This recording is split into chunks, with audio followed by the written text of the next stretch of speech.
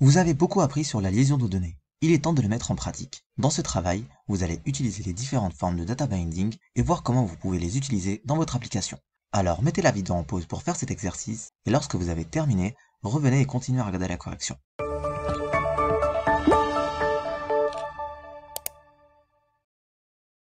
Alors, avez-vous réussi?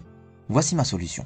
Nous devrions ajouter un champ de saisie, donc je vais ajouter une ligne horizontale, encore une fois juste pour avoir une certaine séparation, et ensuite mon champ de saisie.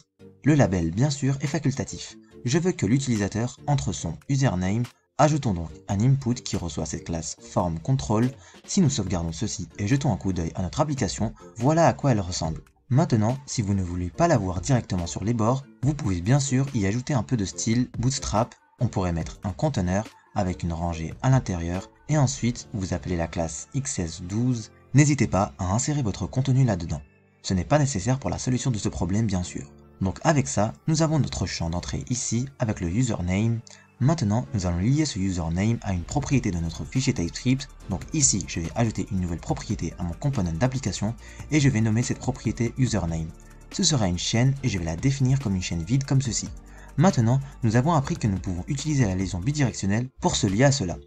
Donc sur mon input ici, je vais ajouter une liaison bidirectionnelle en ajoutant des crochets puis des parenthèses. C'est cette syntaxe de liaison bidirectionnelle et ensuite le ngModel. Maintenant, avec cela ajouté, je peux me lier à mon username comme ceci.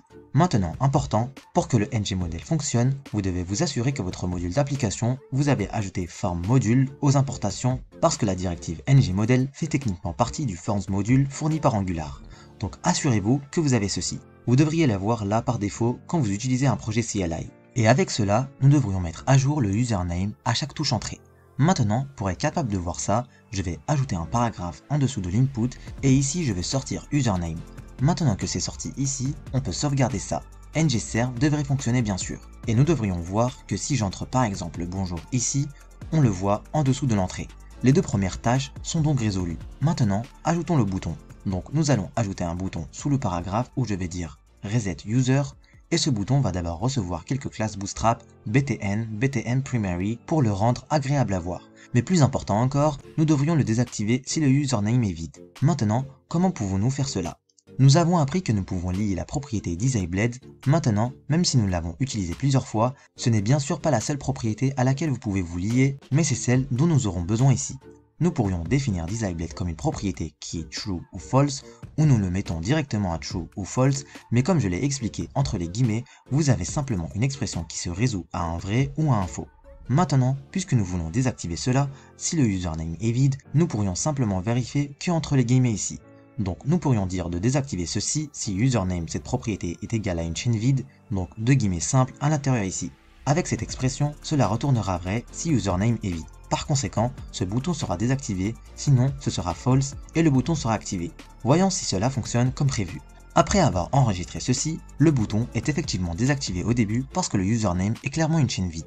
Mais dès que je tape quelque chose ici, vous voyez qu'il est activé. Voici donc comment nous pouvons utiliser la liaison de propriété à nouveau avec toute expression qui renvoie comme valeur attendue par la propriété à laquelle nous nous lions.